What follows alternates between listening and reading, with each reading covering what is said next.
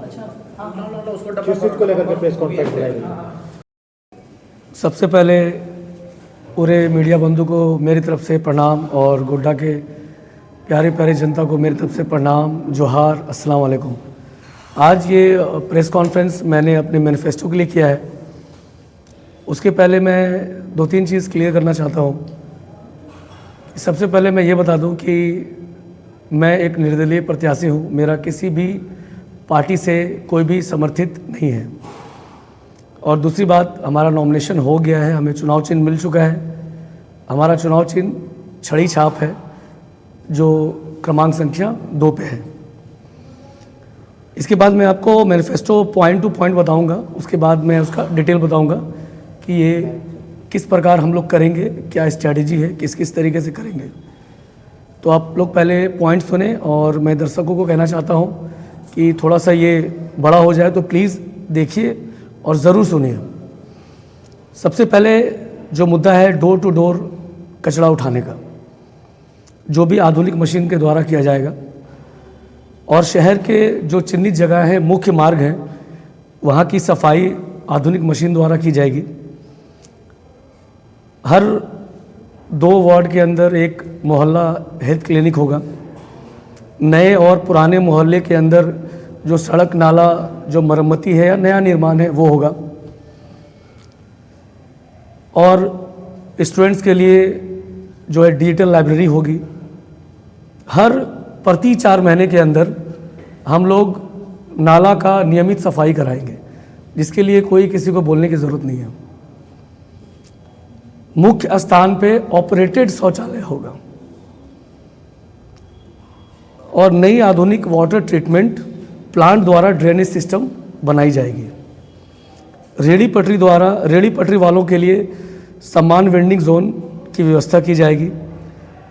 हर मोहल्ले में street light होगा जो सस्टेनेबल होगा, यानी कि सोलर लाइट से चलेगा। बिना बिचौलियों का आवास मिलेगा। युवाओं के लिए स्पोर्ट्स एकेडमी बनेगा। कला संस्कृति को बढ़ावा दी जाएगी।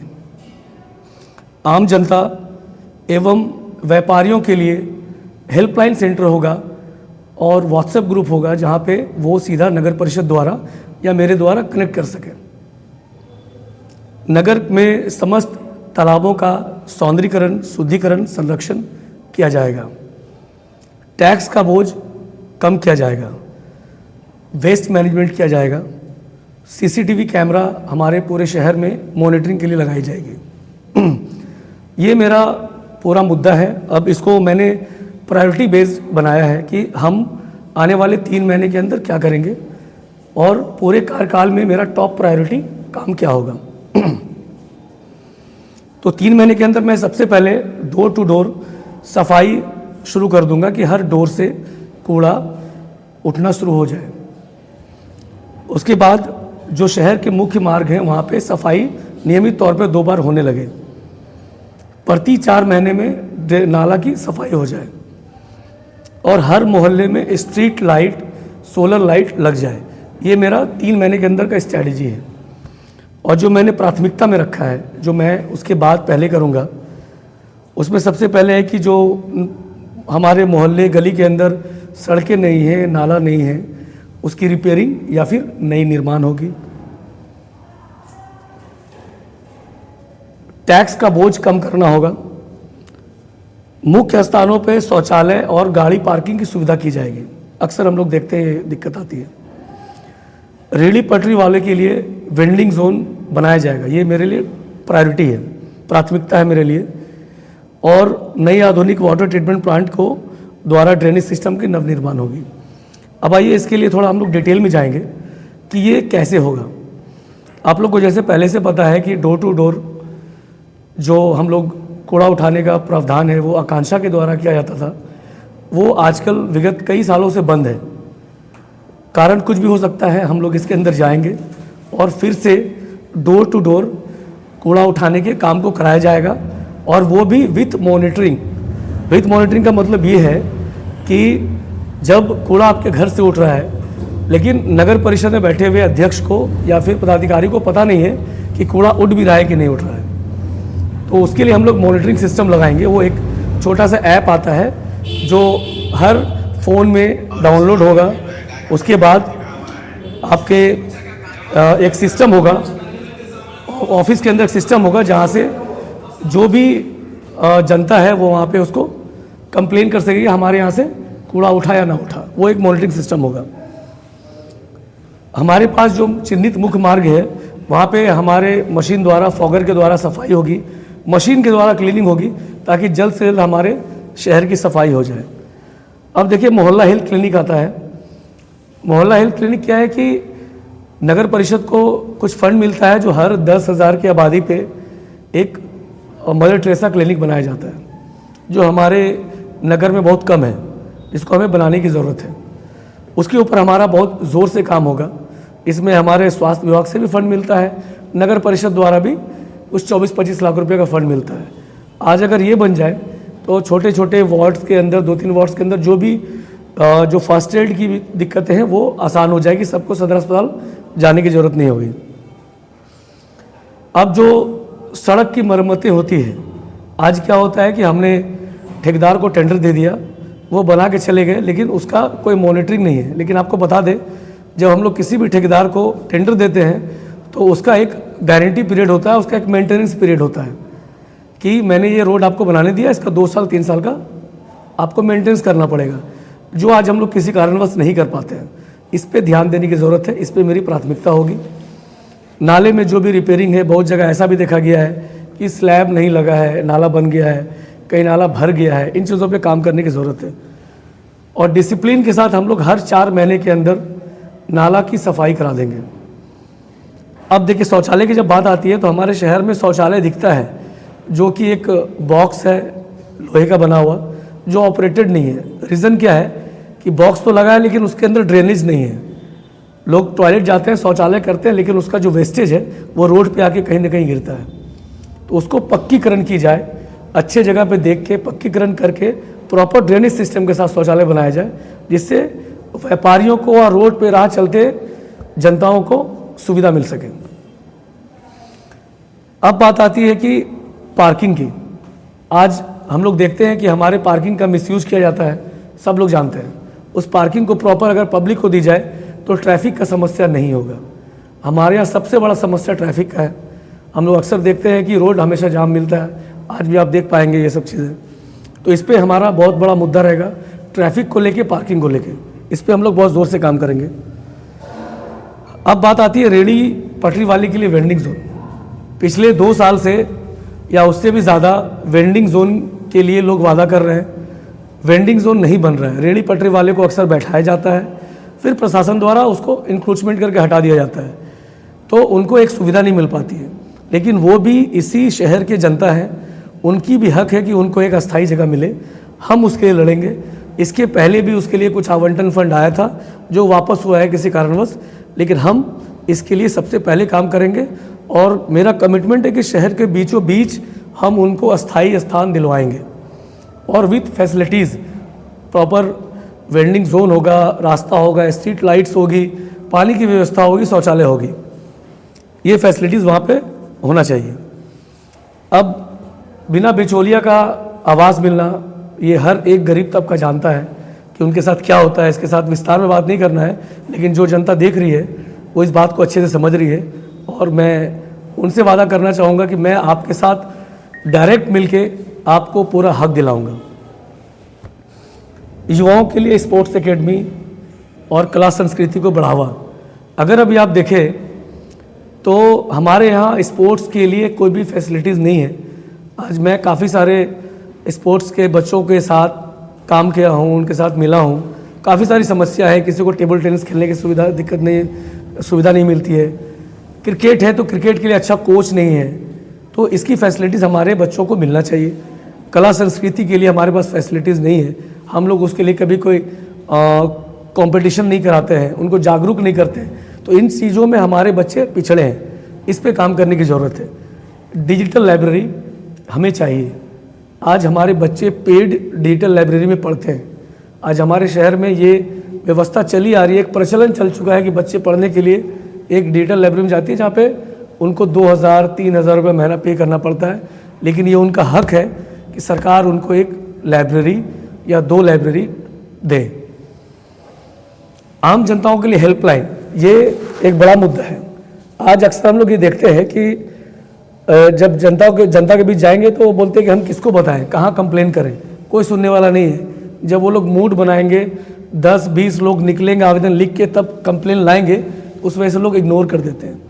तो उनको एक डायरेक्ट हेल्पलाइन देना चाहिए, जो मैं दूंगा, कि वो इंस्टेंट फ़ोन करें, उनको रिस्पॉन्ड मिले।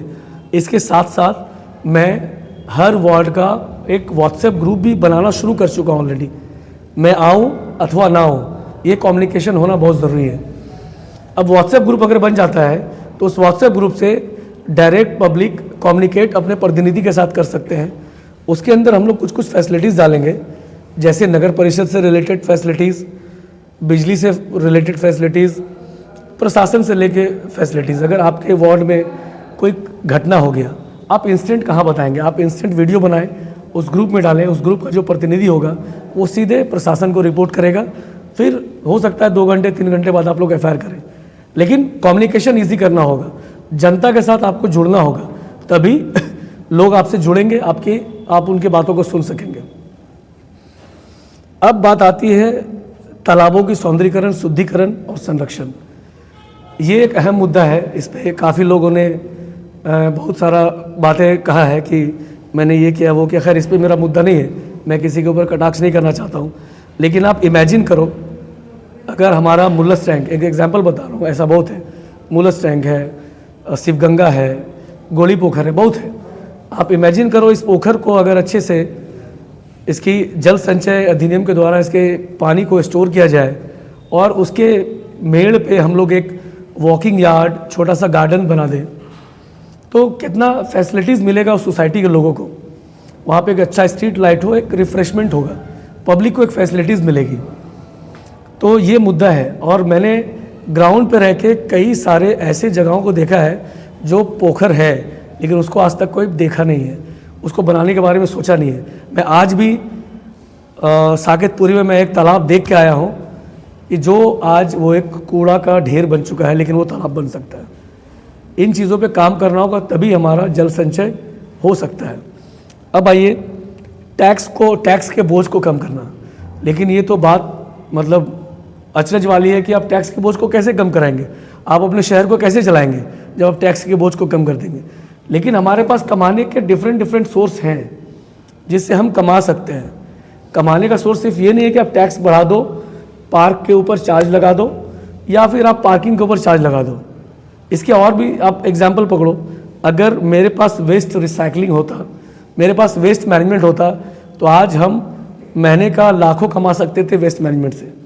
आज हमारे पास डंपिंग यार्ड है जो हमारे वेस्ट को रिसाइकिल करने के लिए बनाया गया है कि आप अपने घर से कूड़ा उठाओ, उसको डंप यार्ड में लेके जाओ और गीले कचड़े को गीले में करो, ड्राई को ड्राई में करो, ताकि जो ड्राई कूड़ा है उसको रिसाइकिल के आप फाइबर में कन्वर्ट करो, जो गीला कचड़ा है उसको आप बायोगैस बना दो या फिर उसका खाद बना दो और उसको आप रिसेल कर सकते हो। आप उस फाइबर से एक बिजनेस दे सकते हो यहाँ पे नगर परिषद को। अब जब बात आती है पैसा आप कहाँ से और बना सकते हो, आज हमारे शहर में स्ट्रीट लाइट जलती है, हाई मास्ट जलती है, जो बिजली का हाई कंजम्पशन करता है। नगर परिषद उसकी भी बिजली बिल देती है। लेकिन आज हम लोग सस्टेनेबल एनर्जी पे अगर आ जाए, हमारे हर वार्ड हर गली में सोलर लाइट लग जाए, तो वो बिजली बिल भी हमारा इनकम होगा। अगर वो हमारा इनकम बन जाए तो शायद हम पार्क में चार्ज ना लगा सकें या किसी भी इस तरीके की चीज़ों पे चार्ज ना लगा सकें जो हमें मूलभूत सुविधा मिलनी चाहिए। तो ये सारी चीज़ें हैं, तो हम लोग यहाँ पे टैक्स कम कर सकते हैं, वहाँ से इनकम ला के यहाँ पे टैक्स कम कर सकते हैं। तो ये तो मेरा मैनिफेस्टो है कि हम इसको काम करेंगे। इसके ऊपर मैंने डिटेल से बताया है, आप लोगों का सवाल भी लेंगे, आप लोग का सवाल होगा उसका जवाब देंगे। लेकिन इसके साथ साथ मैं आपको पहले बता दूं कि मैं आज प्रत्याशी हूं, इसके पहले मैं सोशल एक्टिविस्ट भी हूं। मैं विगत सालों से सोशल एक्टिविटी कर रहा हूं। तो इसके लिए भी मैंने अगर मैं नगर अध्यक्ष बनता हूं तो इस चीज़ों को करने के साथ साथ मैं अपने सोशल एक्टिविटी को भी चालू रखूँगा, जिसके ऊपर भी मेरा कुछ पॉइंट है जिसके ऊपर मैं काम करूँगा। जो हेल्थ कैंप मैं हमेशा करता हूँ, मैं विगत 2-3 साल से हेल्थ कैंप कर रहा हूँ, ब्लड डोनेशन कैंप कर रहा हूँ, वो मैं रेगुलर करता रहूँगा। उसके बाद स्वच्छता पे अवेयरनेस, मतलब पब्लिक कैसे रिस्पॉन्सिबल बने अपने सड़क, अपने घर को, अपने कूड़े को डस्टबिन में डालने के लिए, उसके लिए उसकी जागरूकता करना युवाओं के द्वारा, उस पर हम काम करेंगे। स्टूडेंट्स के लिए करियर काउंसलिंग करेंगे। शायद अभी तक किसी ने गोड्डा में करियर काउंसलिंग नहीं की हो। अभी हमारे साथ स्टूडेंट, मैंने स्टूडेंट से, काफ़ी सारे स्टूडेंट से बात किया है, उसका अक्सर परेशानी होता है कि भैया हम लोग इंटर कर लेते हैं, ग्रेजुएशन कर लेते हैं, उसके बाद क्या करें जिससे हम इजी अर्निंग कर सकें, जल्दी अर्निंग कर सकें। आज उसके लिए फैसिलिटीज़ नहीं है हमारे पास। अगर हम लोग साल में एक बार करियर काउंसलिंग कर लें तो शायद हमारे बच्चे जल्द से जल्द कमा सकें और कुछ बेहतर काम कर सकें। ये बहुत इंपॉर्टेंट है। आज हमारे यहाँ बच्चे इंटर, ग्रेजुएशन, मास्टर्स, पीएचडी कर करके बैठ जाते हैं, लेकिन उसको स्मार्ट टेक्निक पता हो, एआई के बारे में पता हो, डिप्लोमा के बारे में पता हो, तो वो आराम से काम कर सकते हैं। तो ये मेरा अपना एक्टिविटी होगा कि मैं करियर काउंसलिंग करूं। अब एक मुद्दा बहुत अहम है जिसके ऊपर हम लोग कभी ध्यान नहीं देते हैं और हमें चिंता करना चाहिए, air quality index. Air quality index के बारे में जब हम चर्चा करते हैं तो आप आज 2 साल पहले चले जाए या फिर 1.5 साल पहले चले जाए, दीपक सर समझ रहे होंगे कि हमारा AQI 48 होता था। आज भी आप अपना वेदर वाला खोल लेना, उसमें आता AQI। आज ठंडा है तो हमारा AQI 148 है, गर्मी में हमारा AQI 400 होता है। अगर हमारा AQI 1000 हो जाए तो हमें सांस लेने में दिक्कत होगी। आप समझ सकते हैं इसका मतलब क्या। आज 800 दिल्ली का AQI है, अब गोड्डा में रह के, इतने स्वच्छ जगह पे रह के 400 है। इस पे विचार करने की ज़रूरत है, हम क्या कर रहे हैं। ये हमारी सोशल रिस्पॉन्सिबिलिटीज़ है। आज हमारे शहर में पेड़ तो नहीं है लेकिन यूनिपोल बहुत है। हम लोग व्यापार करने बैठे हैं, नगर परिषद सिर्फ व्यापार कर रही है, सोशल रिस्पॉन्सिबिलिटीज़ नहीं है। आज हमें ज़्यादा से ज़्यादा हमारे शहर में पेड़ लगाने की ज़रूरत है, जल संचय करने की ज़रूरत है। आज हम लोग बोरिंग कर रहे हैं, राइट। बोरिंग करने का आदेश भी तुरंत देते हैं, कोई जांच नहीं होता है कि हम लोग बोरिंग करवा रहे, भाई लिख के तो बोरिंग कर रहा, 1000 रुपये रसीद काट लो। लेकिन नहीं, आपको जनता से कमिटमेंट कराना होगा कि आप बोरिंग कराओ, ये रेट है, लेकिन साथ में मेरा एक कंडीशन है कि आपको जल संचय अधिनियम के द्वारा आपको वो व्यवस्था करनी पड़ेगी, अपने बोरिंग के चारों तरफ पत्थर रखना पड़ेगा ताकि पानी जो बरसात का है वो जल संचय हो। तो हमारा अर्थ भी सेफ रहेगा। अगर हम प्लांट लगाएंगे, सफाई रखेंगे, तो हमारा AQI भी धीरे धीरे करके ठीक होगा। आज धर्मूडी के अंदर जो हमारा डंप यार्ड है, जो डंप यार्ड हो चुका है, असल में वो रिसाइकिल सेंटर बनाया गया है, लेकिन वो डंप यार्ड हो गया, उसको अंदर से आग लगा दिया गया हो। आप लोग से विनती है उसको कवर करें और जाके पब्लिक को दिखाएं कि हमारे शहर में क्या क्या हो रहा है। उसके अंदर आग लगाया गया है, वो पॉल्यूशन बड़ा कर रहा है। मैं सिर्फ अडानी को ब्लेम नहीं करता हूँ कि वो गंदगी का या AQI ख़राब करने के रिस्पॉन्सिबल है, हम भी उसके रिस्पॉन्सिबल हैं। हमारी जनता भी है, वो डंप यार्ड में जो आग लगा है वो भी है। इन चीज़ों पे हमें विचार करने की ज़रूरत है। तो ये हमारा एक मुद्दा था, हमारा विज़न था जो मैंने आप तक रखा। अगर आप लोगों के द्वारा कोई सवाल जवाब हो तो प्लीज़ आप लोग पूछ सकते हैं। सवाल जो नहीं कीजिएगा।